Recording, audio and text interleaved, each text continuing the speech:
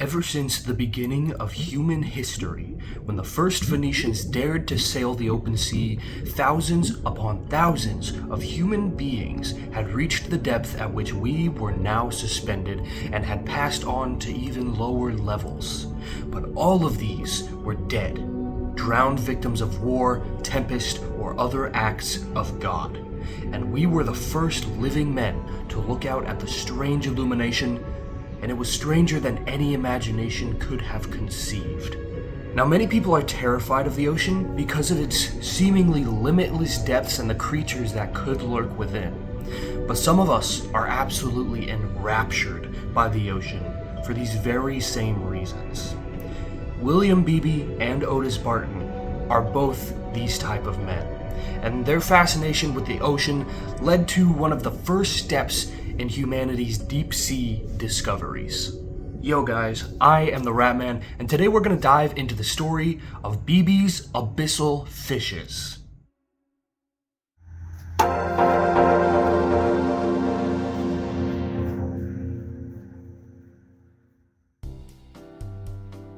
I like saying abyssal fishies. I like that. So, real quick, we're trying to hit 500 subscribers. We're only 51 away, dude. And when we hit 500 subscribers, I'm gonna go hunt for a sewer monster that I saw one time.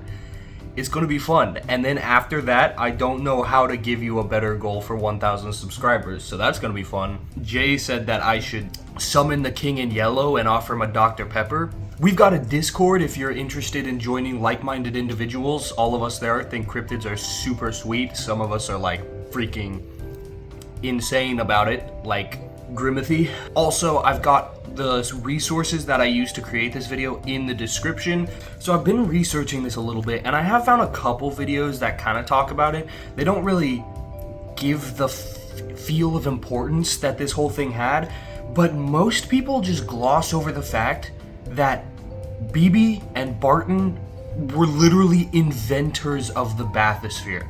And if you don't know what a bathysphere is, it's basically like the first ever submarine, except it's not self-propelled, but it was a huge step in taking place in order to actually get us to the point that we're at today. I guess they had submarines at the time, but they could only go like 300 feet deep. They like at the max. They didn't work very well. And then they also had those dive suits with like the big helmets and the glass things. They used those, and they could only go like less than 600 feet deep. And to be fair, that's still fairly deep. I think the record was 520 something feet at the time. That's pretty deep for like diving, but in comparison with the whole ocean, nada. And so these dudes literally went in, completely revolutionized everything, because this is a cryptid video, right? I'm talking about cryptids, creatures that are unknown, claimed to have existed, but now we don't see them anymore. And that's how everybody approaches it. So they kind of just like, oh yeah, Beebe was this nut job who like hoaxed some fish that don't actually exist. No. No, there is so much more going on here. Like, Barton invented things that we still use to this day in submarines in order to create the bathysphere, and Beebe was one of the forefathers of ecology, which is like the basis for us to understand ecosystems. Ecology is the study of ecosystems, which means literally all life.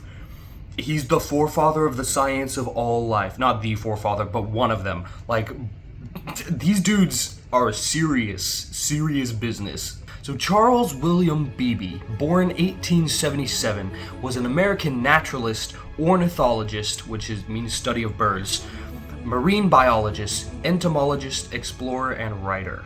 Beebe started with bird science, ornithology, and became a very prolific scientific writer within that field. He was given a bunch of expeditions specifically to research pheasants, and because of this, people knew who he was, and he did a lot of good science in the relation to birds. Later, he would explain and research the connections between different life forms and help create the field of ecology. Once again, super extremely critical, essential field of science for all life. Okay. Eventually, Over time, on these expeditions that he went on, Beebe became interested in marine biology, leading him to scheme up some not very good ideas for submersibles that would allow him to research marine life. Now, this is where Barton enters our story. Frederick Otis Barton Jr. was born in 1899. He was an American deep-sea diver, inventor, and then eventually, after the events of our story, he became an actor. I think he wrote his own film or something in relation to this story, and he acted in it, and so now he's classified as an actor, so that's really cool. So Barton was enthralled by the deep sea, and he was working on ideas for being able to dive deeper than any man had before. Originally, I couldn't really figure out why Barton would make the bathysphere, because Barton was like the main inventor of the bathysphere. Couldn't figure out why he'd invent it and then invite Beebe, of all people, because Beebe's just like this bird researcher, right? But then as I started to get into it and read it, it makes sense. Beebe is a bird researcher, but then also ecology, and he was like basically the jack of all trades of wildlife, and he was making huge strides in all sorts of wildlife studies, and so it kind of starts to make sense. And then we get into this. In 1926, Barton had been attending postgraduate studies in engineering at Columbia University when he read of naturalist and undersea explorer William Beebe's plans to build his own deep-sea device.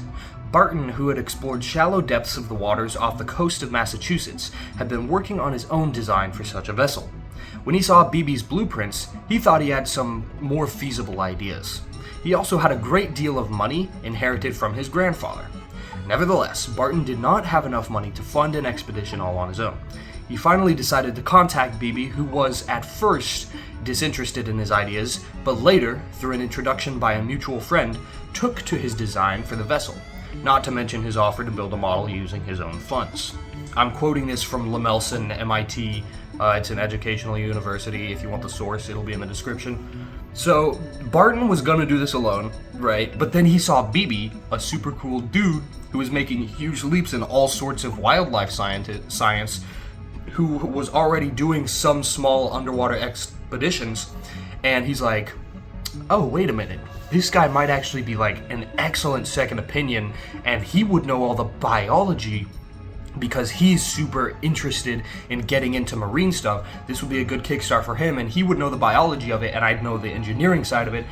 We'd actually make a great team. So now it makes sense. You know, now I get it. So they got to crafting. It was 1928, and Barton and Beebe completed the first test model 2 years later. The device had 3-inch thick windows made of fused quartz, the strongest transparent substance available. It also had a 400-pound lid that was fitted over a hole that served as the entry and was fitted with 10 large bolts. The entire system, including cables, weighed nearly 10,000 pounds when submerged. For my non-American viewers, that's 4,535 kilos. I think kilograms.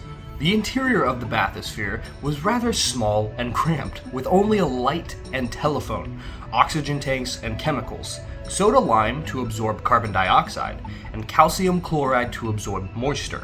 There were also fans to circulate the air inside. The rounded vessel was approximately 4 feet 9 inches in diameter, and if I remember correctly, I think both Beebe and Barton were like 6 feet tall or taller. Like they're tall dudes, and they're like sitting cramped in this tiny little space, dude. Crazy. The men tested the bathysphere in 1930, first unmanned, good call, then with them both inside. They were aware of the stakes. If the bathysphere failed, they would immediately be crushed to death by the pressure of the water above them. But the mission was a success. That first year, they descended to a depth of 1,426 feet, and we will be getting into more of that dive in a minute. In 1932, the pair tested a larger bathysphere off the coast of Nonsuch Island, Bermuda, where they were successfully submerged 3,028 feet and set a world record that stood for 15 years, until Barton himself created a vessel called a Bathysphere in 1949, which allowed submersion to a depth of 4,500 feet. So let me just throw this in. So the first time they did it, they went 1,426 feet, which beat the record of 520 feet by like 3 times as much. They set a world record.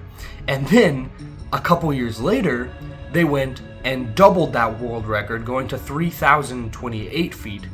And then 15 years later, Barton, the same dude, went 4,500 feet. Barton was set the record like 4 times in a row. Both Barton and Beebe became very well-known figures for their achievements and continued to explore the ocean depths of the sea throughout their careers. Again, that's from Lamelson MIT, link in the description for that resource.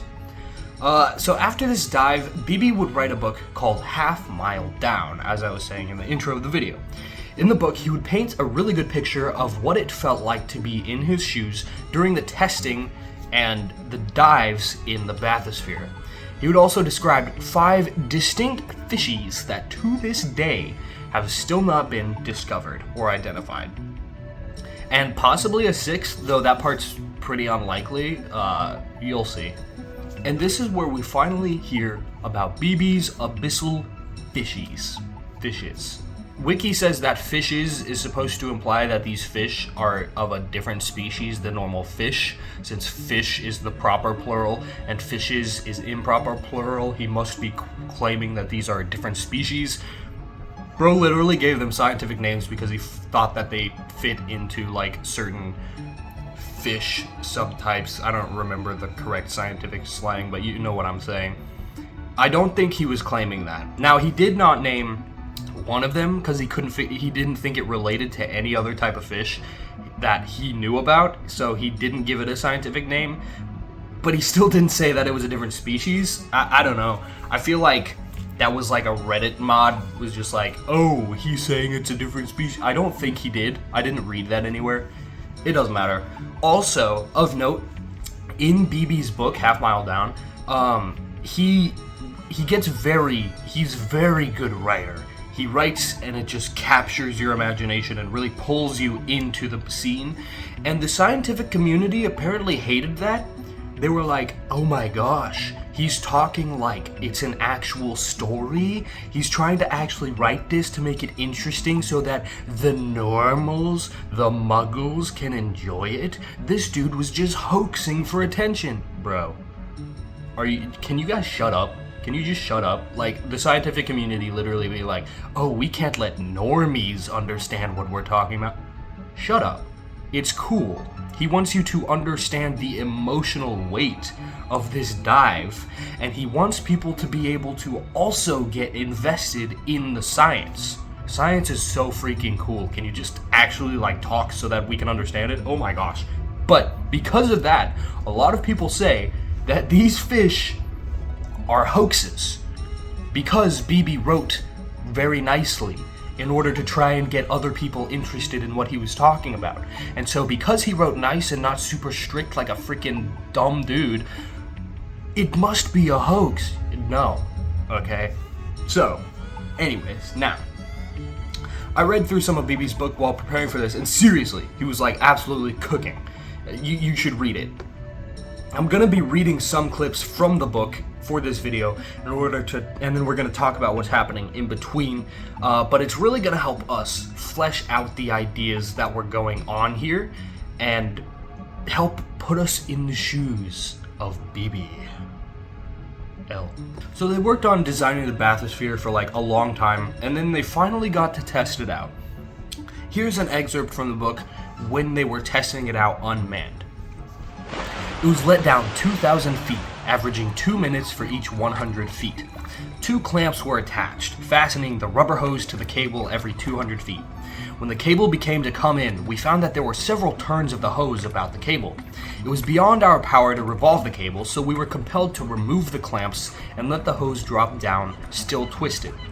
As more and more clamps were removed, the ascent became increasingly difficult.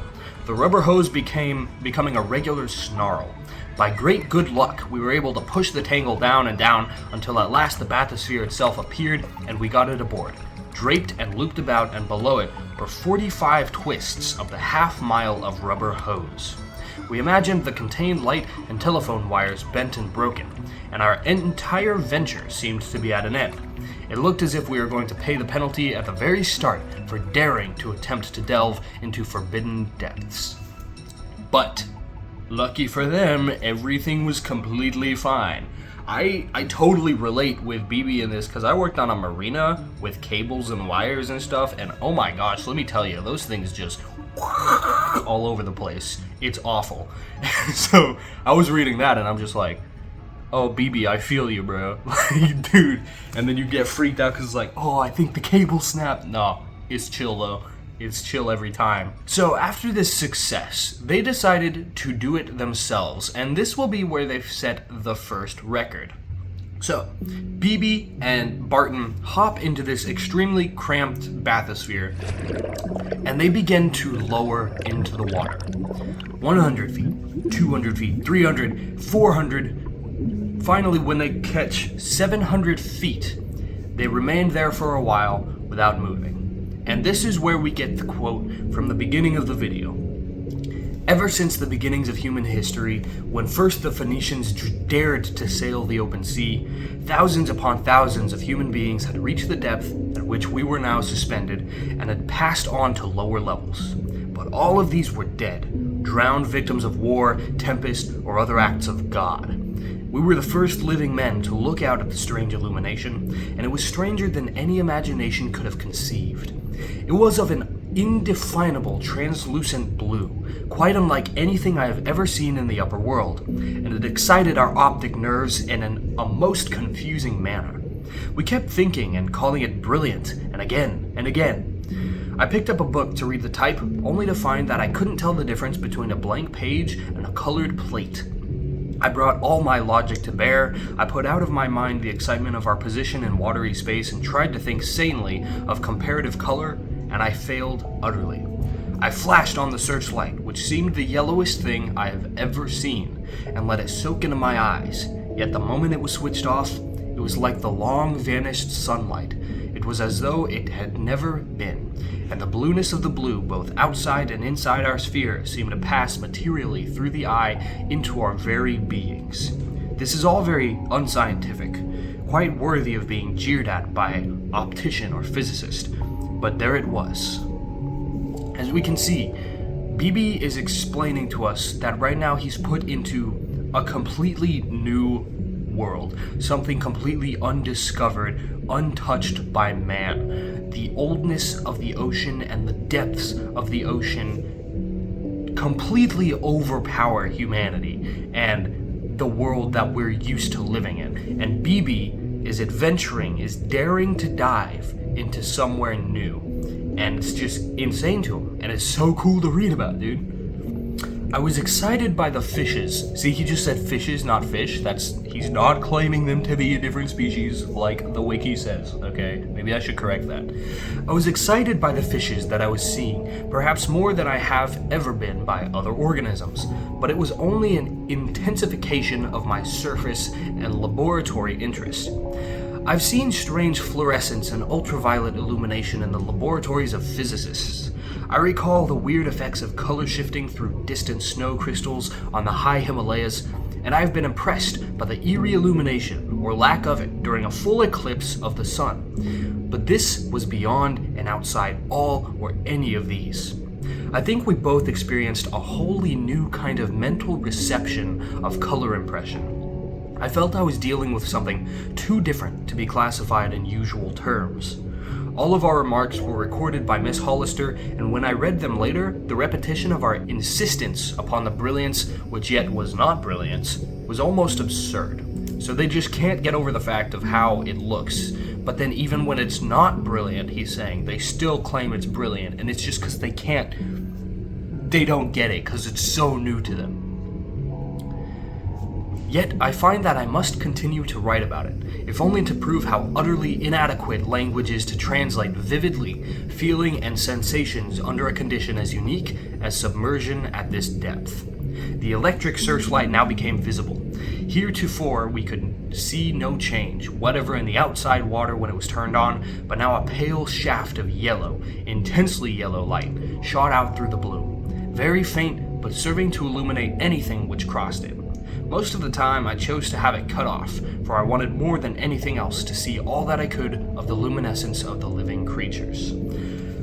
I think maybe one of the reasons that I like all of this so much is because in media, it is very often portrayed of the ocean being scary and everyone being like, oh my gosh, why would you want to go into the depths of the ocean? It doesn't make any sense. Why would you want to do that to yourself? You're an idiot if you like deep sea diving. And that's kind of annoying, first off, but second off, Beebe actually perfectly puts into words the feeling that you get of doing this type of thing, going into the unknown, doing something that other people don't do, seeing the sights that are just completely new to you, and experiencing that fresh experience. He perfectly encapsulates it in this book. I think that's why it enthralls me so much, and why I like this story so much. It feels vindicating to actually hear somebody else talk about what I feel when I go and do things like this. When I go do interesting things that other people don't usually do, that other people will call me an idiot for doing because it's dangerous. Okay, buddy. So, I really appreciate Beebe, and I think that's why I like his writing so much. Now, they went down, I think, to about 800 feet, and then Beebe just had a gut feeling to stop, and so he called them out to stop, and they did. And they sat there for a minute, and he's like, I feel like we shouldn't go any deeper for some reason. And then they heard the hull start creaking really loud, and they're like, alright, pull us up, pull us up. So, coming up to the surface and through it was like hitting a hard ceiling. I unconsciously ducked, ready for the impact, but there followed only a slather of foam and bubbles, and the rest was sky. I love his writing, dude. We reached the deck again just 1 hour after our start, and sat quietly while the middle bolt was slowly unscrewed. We could hear our compressed air hissing outward through the threads until finally the bolt popped off and our eardrums vibrated very slightly. Okay, so before we get any deeper, I just want to make sure that we all understand the depths that they're about to travel to, because it's easy to get fogged up on how deep they actually are in compared to the ocean. It's currently the 1930s, first off, let's understand that. The deepest anybody had ever gone into the ocean at this point was 525 feet, which is pretty deep for like diving, but it's not that deep when you realize that the ocean on average is 12,080 feet deep. So 23 times deeper than the deepest any man had ever traveled before. We weren't even scratching the surface yet, okay? Now, I'm going to throw up on the screen the light zones in the ocean to help you get an understanding of the environment that they were about to dive into. As you can see, we have the sunlight zone, and then they were delving into the twilight zone. Now, they're still... that means they're still in the upper percentage of the ocean. They're not nearly, like, super deep, right? However, this graph is a little bit off. It kind of gives some false facts about what's actually going on here. And so I just want to clear that up. So here's an edited one, a fixed version for you. As you can see in the Twilight Zone, the Sunlight Zone doesn't actually have the most life within it. The Twilight Zone does, which is really interesting. Because there is not really any plants in the Twilight Zone. And that's also because there's no light in the Twilight Zone. Like, this depiction, you know what? Let me fix it again real quick. Let me fix that one more time. Bam. Okay, now you can see. That's actually a lot more accurate to how the ocean really is. The Sunlight Zone, and then there's no light in the Twilight Zone, and lots of bioluminescent creatures in the Twilight Zone, along with the other normal creatures there. So these dudes were traveling to the bottom of the Twilight Zone. They were literally just barely not touching the Midnight Zone. There's virtually no light down there, and the creatures down there appear completely alien. Plus, it's leagues deeper than anyone has ever gone before at this time. Well, not literal leagues. I think a league's like 18,000 feet or something, but you get what I'm saying. So, there's only 1% of surface sunlight in the Twilight Zone, and that's only at the very top of it. Once you go past the top of the Twilight Zone, there is no sunlight at all. It's just pitch black. which means photosynthesis ain't possible, which is why there's like no plant life down there. Despite the harsh conditions, though, the zone is teeming with life, and it's estimated to hold more biomass within it than than the rest of the ocean combined. Like, it's got so much biomass down there. And then a lot of the animals that live down there are actual bioluminescent. They create their own light. So, now that we've got all that understanding, we can start to get into their actual dive. And now they're going back down. So, they travel, and they pass the mark that they had passed last time with no problems at all. And finally, 1,000 feet was reached at 2:37 p.m., with the light becoming ever more and more dim. Here we hung for a time until my eyes could get perfectly adapted to the blue-black gloom. Direct looking gave me some less result than the oblique penumbra of vision. So, like, if he was actually intently staring out it was harder to see than if he just didn't really focus. And I began to sense the passing of numberless little creatures. I watched pale gray beings only an inch or two in length come out of the darkness towards the window, puzzled over them for a moment, and then knew them for the cyclothomes, or round-mouthed fishes, remembering them from 2 years ago. See, he's literally quoting a specific fish that we know exists and calls it fishes. You can tell I'm like kind of annoyed about that, but whatever, it's fine. Our electric light now cast a strong beam, showing us turquoise blue through the darkness. At 1,500 feet, it revealed 2 large eels, which at once swam up out of the light. These showed no lights whatever on their bodies, and were considerably more slender than those seen higher up. They were undoubtedly Surivomer, or bronze sea eels. About this time, word came down the wire that we were being broadcast, but a moment later, this was forgotten, and not again remembered until we were reminded of its ending half an hour later. Sealed up as we were, the human mind utterly refused to conceive of anyone except my assistant, whose voice I constantly heard being able to hear what I was saying. And I totally understand this feeling, dude. You're just enraptured in the place around you. You can't even conceive other people are experiencing it through you right now, because you yourself are just so... your mind is just so open to everything that's happening around you. This story just gets me every time, dude. At 1,650 feet, I recorded it as being as black as Hades. I was running out of reasonable similes. A school of brilliantly illuminated lanternfish with pale green lights swam past within 3 feet of my window, their lights being exceedingly bright. Lanternfish are so cool, I want to see them in real life. A little after 3 o'clock, when we reached 1,700 feet, I hung there for a time and made as thorough a survey as possible. The most concentrated gazing showed no hint of blue left. All outside was black, black, black, and none of my instruments revealed the faintest glimmer to my eye. The temperature outside was already 10 degrees lower than that inside, and the pressure had increased to 770 pounds on each square inch. 2 of the lanternfish with the pale green lights came close to the window, and yard-long eels, several altogether, undulated past. Here I began to be inarticulate for the amount of life evident from the dancing lights and its activity, the knowledge of the short time at my disposal, and the realization that most of the creatures at which I was looking were unnamed and had never been seen by any man were almost too much for any connected report or continued concentration.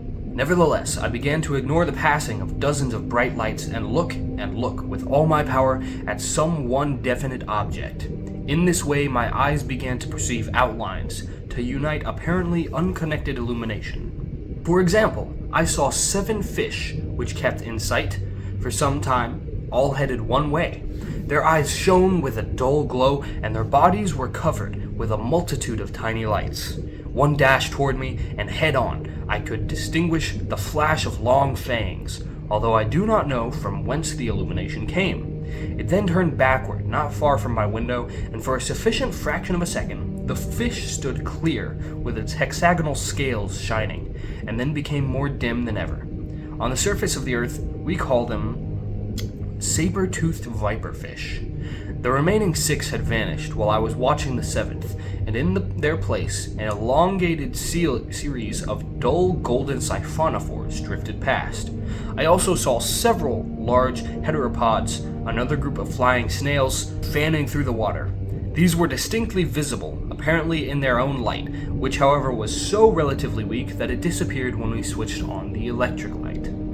So, this dude is just seeing wildlife out the wazoo, and the picture that he's painting is so cool, just to be pressed up against this little glass and just see all these lights just by outside, and it's like, you're sitting here thinking about it. No man on earth has ever seen these creatures that I'm seeing right now, is what's going through Beebe's mind. And it's like, dang, that's gotta feel so freaking cool, dude. Like, I would love to be in that position, you know? It's like, man, I'm the first, and this is crazy.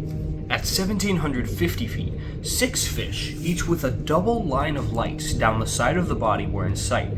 They were most certainly melanostomatid dragonfish, but strain as I could, no evidence of barbel was visible.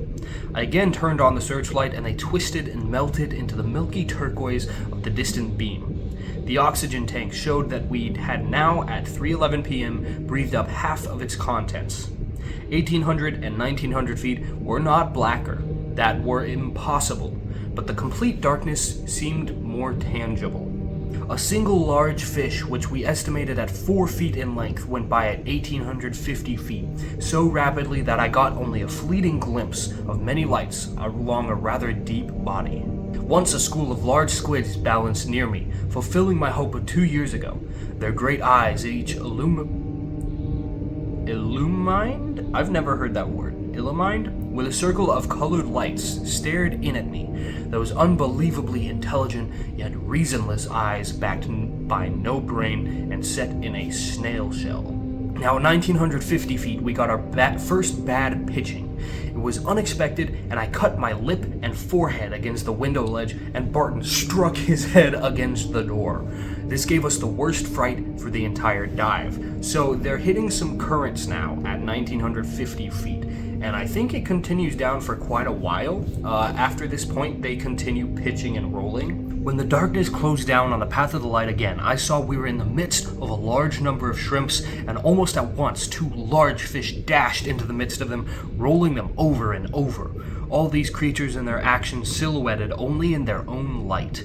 One at least of the fish had an isolated light, blue and pale, reddish, which kept following it about, and I realized that this was a barbel light, whipping about as the fish turned.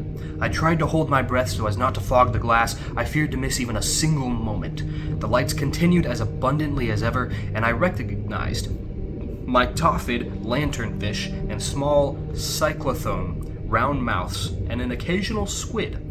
Either this particular dive passed through areas unusually filled with life, or our nets capture only a tithe of the creatures which they encounter. I would focus on some one creature, and just as its outlines began to be distinct on my retina, some brilliant animated comet or constellation would rush across the small arc of my submarine, and every sense would be distracted, and my eyes would involuntarily shift to this new wonder. It's a marvel now to me that I was able to disentangle any definite facts on the first visit. I watched one gorgeous light as big as a 10-cent piece coming steadily towards me. Without the slightest warning, it seemed to explode so that I jerked my head backwards from the window. He's really putting us into the zone with this right now. Now, we finally reach the first fish on our list. While we hung in mid-ocean at our lowest level of 2,200 feet, a fish poised just to the left of my window, its elongate outline distinct and its dark sides lightened from sources quite concealed from me. It was an effective example of indirect lighting, with the glare of the photophores turned inwards. So he's seeing a fish off to the side of the window, and it's glowing, but only its outline. So what he's saying is it has lights, bioluminescent lights, inside of its body that are causing some light to go through, so it just barely illuminates itself, but nothing that's good enough to illuminate the water. So it's like when you shine a flashlight through your fingers and your fingers turn red. That's what he's seeing right now. He's only able to see that. I saw it very clearly and knew it as something wholly different from any deep-sea fish which had yet been captured by man. It turned slowly, head-on toward me, and every ray of illumination vanished, together with its outline and itself. It simply was not, yet I knew it hadn't swum away. So it turned to him, and when it did, he now couldn't see its outline because the lights weren't coming through like its face or whatever's aimed towards him right now. Beebe named this creature the pallid sailfin. And then, immediately after this one, we get our next fish. This is my favorite one, and this is, I think, the most famous fish of this whole dive, the giant dragonfish. Several minutes later, at 2,100 feet, I had the most exciting experience of the whole dive. Two fish went very slowly by, not more than 6 or 8 feet away, each of which was at least 6 feet in length. They were of the general shape of large barracudas, but with shorter jaws, which were kept wide open all the time. I watched them. A single line of strong lights, pale bluish, was strung down the body. The usual second line was quite absent. The eyes were very large, even for the great length of the fish. The undershot jaw was armed with numerous fangs, which were illuminated either by mucus or indirect internal lights.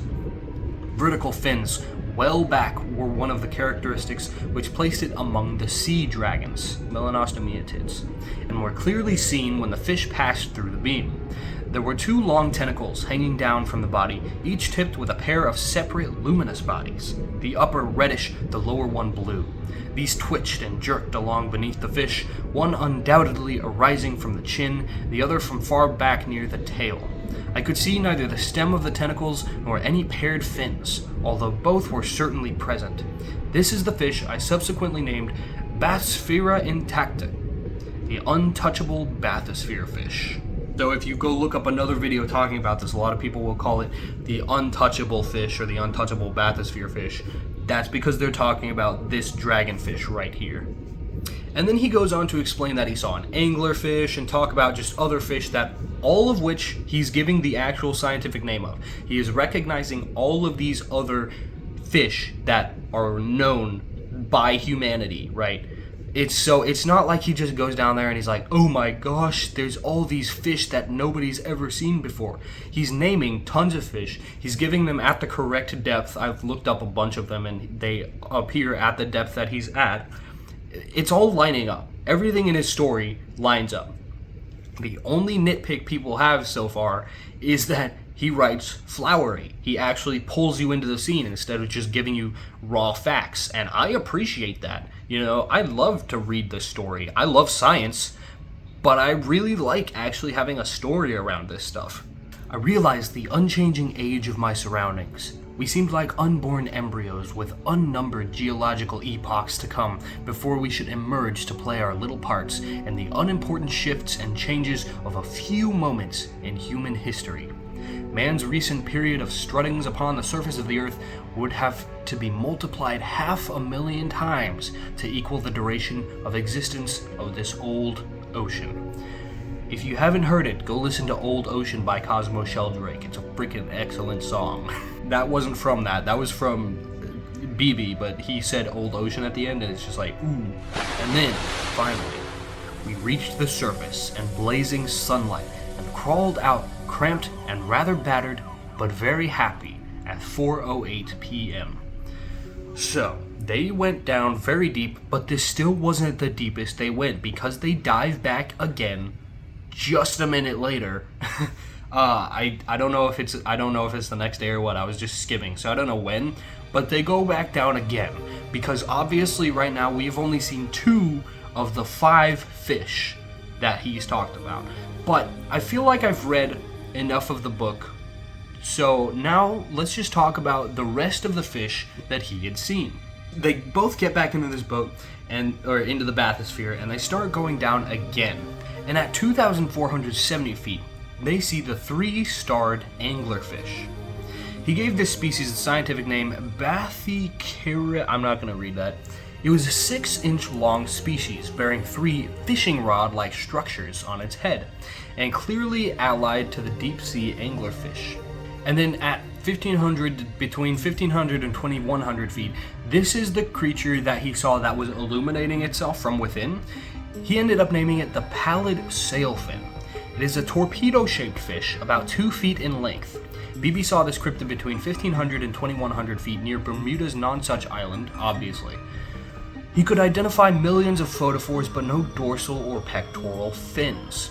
Here's a picture of that one. We read this one as he was going down. And then he also had seen the 5-lined constellation fish. And he said this one was so pretty, dude. It was at 1900 feet. They had a roundish body with 5 lines of purple and yellow photophores on the sides. The creature had large eyes and small pectoral fins. They were only observed once at 1900 feet. At 2500 feet, he saw the Abyssal rainbow gar. At 11:17 o'clock, I turned the light on suddenly and saw a strange quartet of fish, to which I have not been able to fit genus or family. Shape, size, color, and one fin I saw clearly, but Abyssal rainbow gars is as far as I dare go. And they may be anything but gars. About 4 inches overall, they were slender and stiff, with long, sharply pointed jaws. They were balanced in the center of the electric ray when it was first turned on, and the unheard of glare affected them not at all. There they stood, for they were almost upright, and I could see only a slight fanning with a dorsal fin. Keeping equal distances apart and maintaining their upright pose, they swam slowly into the uttermost dark. The amazing thing about them was their unexpected pattern and color. The jaws and head were brilliant scarlet, which back of the gills changed abruptly into a light but strong blue, and this merged insensibly into clear yellow on the posterior body and tail. Unless in the light of some other fish or in my electric path, their colors could never have been visible and were assuredly useless byproducts. So he's saying he sees these things, they're super pretty colored, but they're not glowing, right? They're just lit up by his lights. And so he's saying that it's completely pointless, as far as he can tell, for them to be rainbow colored like this, because nothing can see the color unless illuminated by another light. And so it must be just a useless byproduct. But they're so pretty. And then obviously also the giant dragonfish, but we got a very good description of that. That thing's the really cool one, honestly, on this list. But those are the 5 creatures that he saw. But then, what about the mystery 6th one that I keep talking about? This one, Beebe has said himself that he thinks maybe it was a whale shark. He doesn't know what it was, but it was big. At 2,450 feet, a very large, dim, but not indistinct outline came into view for a fraction of a second, and at 2,500, a delicately illuminated stenophore jelly throbbed past. Without warning, the large fish returned, and this time I saw its complete shadow-like contour as it passed through the furthest end of the beam. 20 feet is the least possible estimate I can give to its full length. He's saying it is minimum of 20 feet. And it was deep in proportion. The whole fish was monochrome, and I couldn't see even an eye or a fin.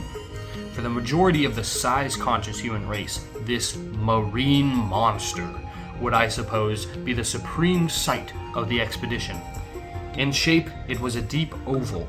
It swam without evident effort, and it did not return. That is all I can contribute. And while its unusual size so excited me that for several hundred feet I kept keenly on the lookout for hints of the same or other large fish, I soon forgot it in the very literal light of smaller but more distant and interesting organisms. So he saw this giant dude just swim by. He couldn't see eyes or fins on it, and it wasn't glowing, it was just monochrome. And he's like, man, that thing's at least 20 feet tall, and for any other expedition, people would think that, like, this is what we're down here for. But there's so many other alien things that keep catching his attention that this one just gets lost. Like, he just forgets about it. But it is still a really big deal, and it's really interesting. Those are all of the mysterious creatures that Beebe saw on his deep sea dive. Otis Barton was there too. I feel like he just gets glossed over a lot. He was there too, and he corroborated like all of these. He said that he also saw them. So we got 2 eyewitnesses, okay? So, now we have an idea of what happened. We know what he saw. Why? Was this a hoax? No, it was not a hoax, okay? Look, these dudes were like insane, like really big characters in the scientific field, in the inventing field. They're not hoaxing. They're famous enough, okay? They literally made history. They have no reason to hoax this stuff. He had never been found hoaxing a creature before when he was discovering birds and things like this. Why is he hoaxing now? He's not. They're not hoaxing, okay? So we can just throw that theory out, that explanation out the window. That's just dumb, okay? Oh, but he writes all nice and flowery for attention. Shut up. Okay, he's not hoaxing. We can get rid of that idea. So, what are the other explanations? Well, one of the obvious ones is he saw these things, and they're just down there, and we just haven't seen them since. The ocean is massive, dude. It's huge. There are so many things down there that we don't know what the heck is going on down there. So plausible for these things to exist. So incredibly plausible. So they might just exist, and we just haven't found them yet. 100%.